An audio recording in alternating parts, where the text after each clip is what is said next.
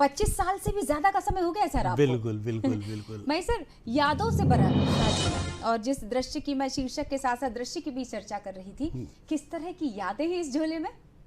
बिल्कुल प्रिया जी, आपने जो सवाल किया है वास्तव में कई लोगों का सवाल है। जितना खूबसूरत इसका टाइटल है, जिसको हम बोलते हैं कि शीर्षक है, उतना ही खूबसूरत इसका दृश्य भी नजर आ रहा है। जानने के लिए आतुर हैं, स्वागत करते हैं उनका और सवालों की झड़ी लगाते हैं। मध्य प्रदेश शासन साहित्य अकादमी को धन्यवाद देना चाहूँगा कि उन्होंने इतनी हज़ारों हज़ार किताबों के बीच में से मेरी इस जो है ये छोटी सी किताब है, इसका चयन किया है। अकादमी के निदेशक डॉक्टर विकास दवे जी और उनकी पूरी टीम को बहुत बहुत धन्यवाद देना चाहूँगा। क्या लिखने के लिए अच्छा पढ़ना बहुत ज़रूरी है? ये सबसे बड़ी ज़रूरत है। क्या है, अगर हम पढ़ेंगे नहीं तो हम बिल्कुल नहीं लिख पाएंगे। पढ़ा लिखा मतलब ये नहीं है कि वो अपने आप एक अलग टाइप का आदमी है, मतलब वो समझदार है, समझ रहा है चीज़ों को, ये पढ़ा लिखा आदमी। ये देखिए, अफसर की कुर्सी, इसमें मैंने इसका जो है शीर्षक दिया है अफसर की कुर्सी। कमरे के भीतर लगी हुई अफसर की कुर्सी जोर आजमाइश करती है बेरोजगारों की हस्ती पर।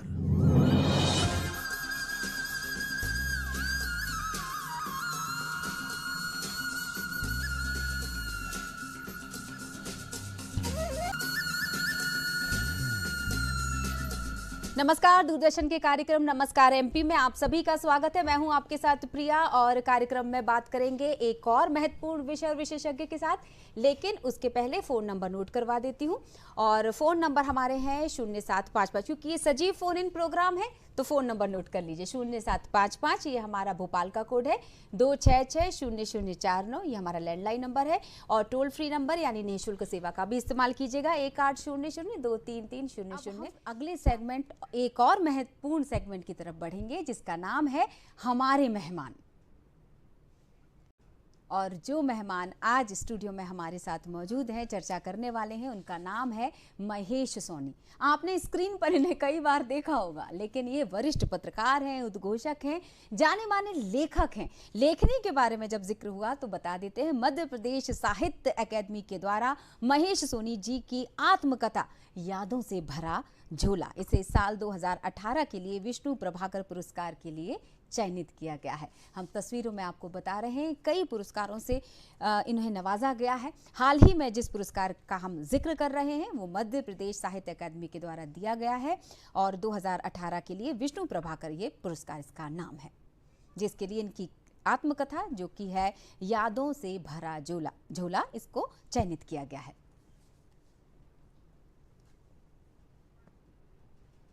जितना खूबसूरत इसका टाइटल है, जिसको हम बोलते हैं कि शीर्षक है, उतना ही खूबसूरत इसका दृश्य भी नजर आ रहा है। जानने के लिए आतुर हैं, स्वागत करते हैं उनका और सवालों की झड़ी लगाते हैं। बहुत बहुत स्वागत है महेश जी आपका कार्यक्रम में। और जी बहुत बहुत धन्यवाद। सबसे पहले तो भोपाल दूरदर्शन का और आपका धन्यवाद करना चाहूँगा कि आपने आज बतौर मेहमान मुझे यहाँ पर आमंत्रित किया है, और विशेष रूप से हमारे दर्शक जो है जानते ही है, लगभग 25 साल हो गए हैं कृषि दर्शन के माध्यम से मैं आपसे मुखातिब होता हूँ, लेकिन आपने आज विशेष रूप से आपने जो सम्मान दिया है इसके लिए आपका बहुत बहुत धन्यवाद। आप ही के अंदाज में परिचय करवा देते कि नमस्कार किसान भाइयों, हमारे साथ मौजूद है महेश सोनी जी, क्योंकि इसी तरह से संबोधित करते हुए ये 25 साल से भी ज्यादा का समय हो गया सर आपको। बिल्कुल बिल्कुल बिल्कुल। मैं सर यादों से भरा झोला, और जिस दृश्य की मैं शीर्षक के साथ साथ दृश्य की भी चर्चा कर रही थी, किस तरह की यादें हैं इस झोले में?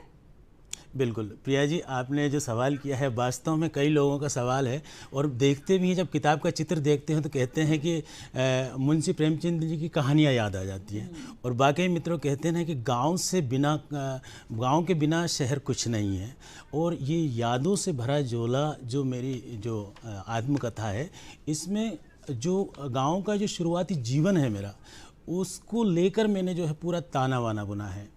और सबसे पहले तो मैं मध्य प्रदेश शासन साहित्य अकादमी को धन्यवाद देना चाहूँगा कि उन्होंने इतनी हज़ारों हज़ार किताबों के बीच में से मेरी इस जो है ये छोटी सी किताब है, इसका चयन किया है। अकादमी के निदेशक डॉक्टर विकास दवे जी और उनकी पूरी टीम को बहुत बहुत धन्यवाद देना चाहूँगा। और रही बात इस किताब के बारे में, जैसे आपने सवाल किया है, तो इसमें जो आत्मकथा है, यानी कि जो आत्मकथा को मैंने कुछ कहानियों के माध्यम से जो है इसमें पिरोया है।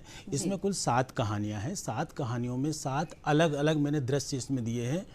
जैसे एक तो शुरुआती जीवन में अपना स्कूल होता है, या स्कूल से पहले घर से ही अपन शुरुआत करते हैं, फिर स्कूल होता है। स्कूल के साथ साथ खेत खलिहान, नदी, जंगल, गांव, पीपल, पेड़ और जो तमाम चीज़ें होती हैं, इनको लेकर बहुत ही सुंदर मैंने ताना बाना बुना है इसमें। क्या बात है। सबसे महत्वपूर्ण वो कौन सा पृष्ठ है जिसका जिक्र किए बिना मुझे लगता है बातचीत अधूरी रह जाएगी? बिल्कुल, देखिए किताब में जहाँ तक मैं बताऊंगा आपको, कोई भी पृष्ठ मेरे लिए तो ऐसा नहीं है जो बेकाम का हो। लेकिन हाँ, इसमें आप अगर कोई भी पन्ना खोलेंगे तो वहाँ पर आपको गांव से जुड़ी हुई हर चीज़ मिलेगी। ठीक है। तो पहली चीज़ तो ये हो गई। और दूसरी चीज़ आपने जो कहा है कि कौन सा पन्ना महत्वपूर्ण है, तो जो शुरुआती जो इसमें कहानी है और उस कहानी को जो एक गाय के माध्यम से मैंने प्रस्तुत किया है, तो क्या होता है कि हमारे जो पशु पक्षी होते हैं हमारे, वो भी एक तरह से हमारे घर के सदस्य हो जाते हैं। और कोई प्राणी जो है, कोई पशु है, जैसे गाय के माध्यम से मैंने एक कहानी कही है इसमें, तो वो जब हमारे परिवार में घुल मिल जाता है और इतने सालों के बाद में जब वो चला जाता है हमारे घर से, तो कितना दुख होता है, मतलब उसको मैंने व्यक्त किया है। क्या इस बात को हम यहीं से आगे बढ़ा पाएंगे? अगर एक कॉलर का सवाल ले लें पहले। बिल्कुल बिल्कुल। हमारे साथ एक कॉलर जुड़े हुए हैं, भोपाल से ही हैं, वो साहू जी हैं। हम उनका स्वागत करते हैं और उनका सवाल ले लेते हैं। प्रदीप साहू हैं हमारे साथ इस वक्त फोन लाइन पर। अपना सवाल रखिएगा संक्षिप्त में प्रदीप जी। प्रिया मैडम और महेश सोनी भाई, गुड आफ्टरनून। नमस्कार। महेश भाई, मैं ये पूछना चाहता हूँ कि लेखक जो है, ये इनबॉर्न टैलेंट होता है लेखक में, लेखन कला का, कि यह इसको डेवलप किया जा सकता है?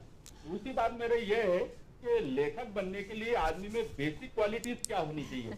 ऐसा कहते हैं कि जो, तो फिर कुदरती कुछ ग्रहों का भी खेल होता है कि कोई विचार जब आता है तो उसको तुरंत पेन डाउन करना चाहिए, वरना बाद में वही सेम पर्सन होता है, उसके दिमाग में वो थॉट जो है बाद में नहीं आता है।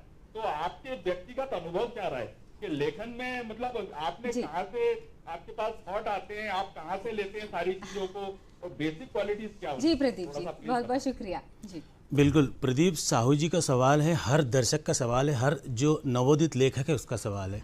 और जहाँ तक मेरी जो बात है, मैं बताता हूँ कि मैं जब गांव में था, अपने जो खेत खलिहान में जब जाता था, पढ़ाई के साथ साथ में काम करता था खेत में, तो जो लोग मुझे प्रोत्साहन देते थे, जैसे मान लीजिए मैंने रामलीला देखी, रामलीला में पात्रों ने कुछ जो है संवाद कहे, उन संवादों को मैं अपने तरह से जो है बोलता था, तो लोग मेरी तारीफ़ करते थे, प्रोत्साहन देते थे। वहीं से मेरी शुरुआत हुई बोलने की। अब लिखने की बात, तो उनको मैंने मतलब मौलिक ढंग से लिखना शुरू किया। मौलिक ढंग से जब चीज़ें लिखी जाती है तो फिर स्वाभाविक सी बात है कि कुछ तो बदलाव होता है। तो उस मौलिक लेखन को जब हम धीरे धीरे प्रगाढ़ करते हैं, उसको मांझते जाते हैं, तो अपने आप में वो बढ़िया लेखन होता है। और एक दूसरी चीज़, आपने डेवलपमेंट की बात कही है, तो बिल्कुल जब तक प्रोत्साहन मिलेगा तो डेवलपमेंट 100% होगा। जैसे मैं अपने बारे में बताता हूँ, 1993 में एक प्रिया जी एक कार्यशाला हुई थी, कविता लेखन कार्यशाला। ठीक है। उसमें मध्य प्रदेश के लगभग 40-45 जो 20 साल के कम युवा थे, 20 साल के लगभग के थे, उनको बुलाया था। तो वहाँ पर हम लोग जो टूटा फूटा लिखते थे, तो वो जो बड़े बड़े जो लेखक थे, जैसे विनय कुमार शुक्ल जी, चंद्रकांत देवताले जी, राजेश जोशी जी और तमाम बड़े बड़े लेखक उसमें आते थे। तो वो लोग जो है उन चीज़ों को पढ़ते थे, फिर वो अपने ढंग से थोड़ा सा गाइडेंस करते थे कि आपने जो लिखा है इसमें अगर ऐसा कर लिया जाए तो ज़्यादा बेहतर।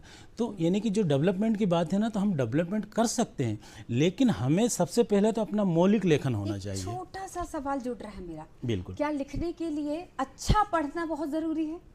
ये सबसे बड़ी ज़रूरत है। क्या है, अगर हम पढ़ेंगे नहीं तो हम बिल्कुल नहीं लिख पाएंगे। लिखना एक अलग चीज़ है। देखिए, अपने पास जैसे मान लीजिए ये दुकान है, दुकान में अपने पास सामान तो अपन ने खूब करीने से सजा कर रखा है, लेकिन उसके अंदर जो सामान है उसका बेसिक हमारे पास नहीं होगा जब तक कि हम पढ़ेंगे नहीं। तो ऐसा ही यदि हमने कोई कहानी लिखी, तो जब तक हम 100, 50, 1-2 कहानी नहीं पढ़ेंगे तो हमें ना तो कहानी के तत्व का पता होगा, ना कहानी में वाक्य विन्यास क्या होने चाहिए, कहानी की कथा वस्तु क्या है, ये हम नहीं ला सकते हैं। तो इसलिए हमें उसको पढ़ना तो बहुत ज़रूरी होगा। आत्मकथा के लिए भी अनुभवों के लिए भी, क्योंकि अनुभव तो जैसे मिलते हैं वैसे ही रच दिए जाते हैं। बिल्कुल प्रिया जी, आपने जो बात कही है बिल्कुल सही बात कही है, लेकिन ऐसा नहीं है।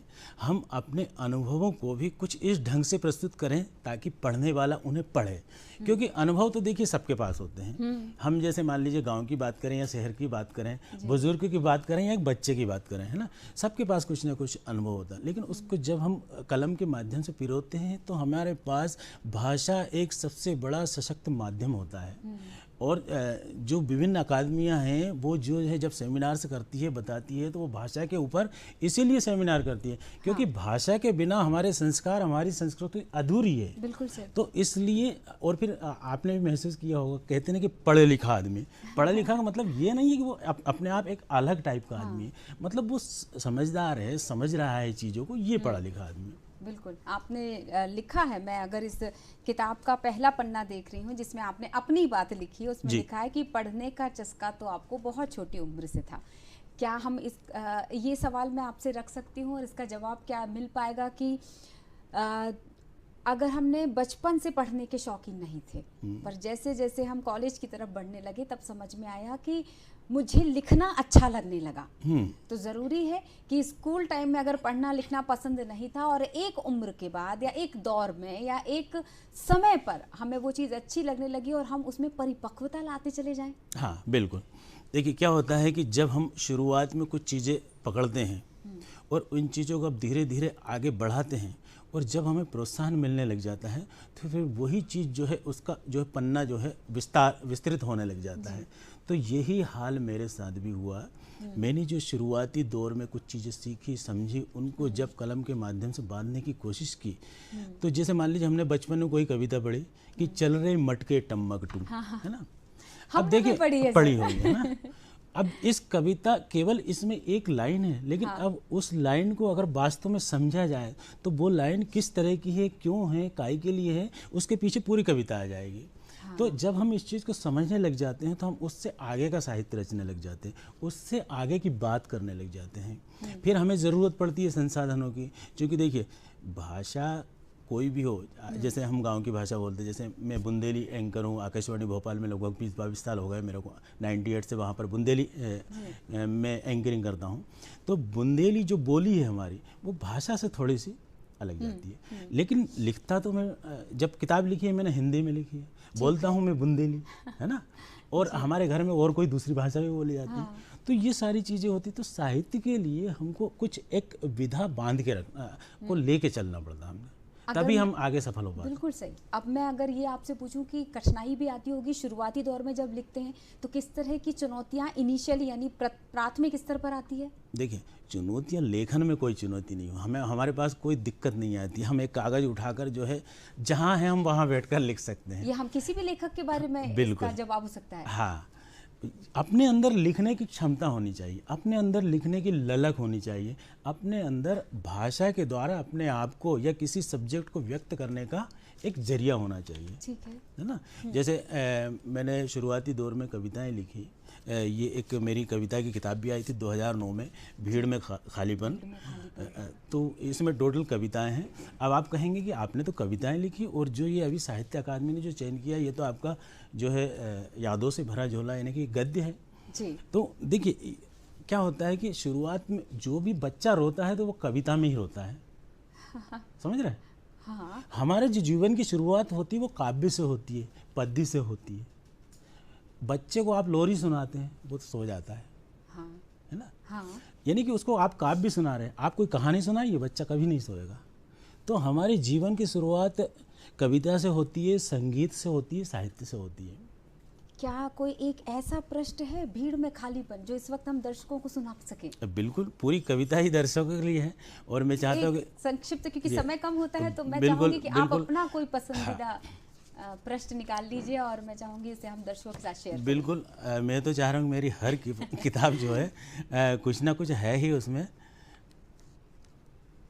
ये एक बहुत बढ़िया कविता है। मैं एक छोटी सी ये कविता जो है जी। जब बेरोजगारी का दौर होता है तो बहुत काफ़ी कुछ जो है मन में जिज्ञासाएं आती हैं, तब खालीपन ज़्यादा नजर आता है। तो उसको मैंने लिखा है कि देखिए, अफसर की कुर्सी, इसमें मैंने इसका जो है शीर्षक दिया है अफसर की कुर्सी। कमरे के भीतर लगी हुई अफसर की कुर्सी जोर आजमाइश करती है बेरोजगारों की हस्ती पर। हाथ में फाइल लेकर दाखिल होते हैं डरे सहमे लोग। हर आने जाने वालों से पूछते हैं आपसे क्या पूछा। हर आने जाने वालों से पूछते हैं आपसे क्या पूछा। और अपनी गर्दन निरुत्तर होने की शक्ल में झुका लेते हैं।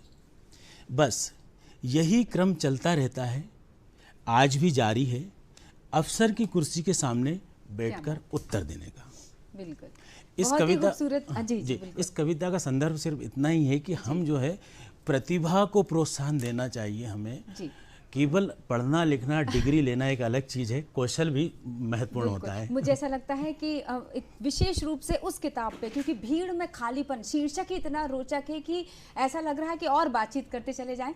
लेकिन अब मुझे ऐसा लगता है कि चूंकि यादों से भरा झोला मैं दिखा चुकी हूँ, भीड़ में खालीपन भी अगर हम एक बार बता दें दर्शकों को कि जिस किताब की हम बात कर रहे थे, यादों से भरा झोला, जिसके लिए अभी पुरस्कार मिला है, लेकिन जो कविता आप सुन रहे थे वो दरअसल जिस कविता की बात की जा रही थी वो भीड़ में खालीपन की थी। तो फिलहाल के लिए मैं यही धन्यवाद करना चाहूँगी दर्शकों की तरफ से, दूरदर्शन परिवार की तरफ से। आप महेश सोनी जी को बहुत सारा धन्यवाद। इन संक्षिप्त में आपने बहुत अच्छी चर्चा कर दी। तो जाने से पहले दर्शकों यही कहना चाहेंगे, ठंड का समय चल रहा है, विशेषज्ञ ने भी आपको सलाह दे दी है कि अपनी सेहत का ध्यान रखिएगा, क्योंकि स्वस्थ रहेंगे तो फिर से हमारे साथ जुड़ पाएंगे। नमस्कार एमपी में फिलहाल के लिए खुश रहिए, स्वस्थ रहिए, नमस्कार।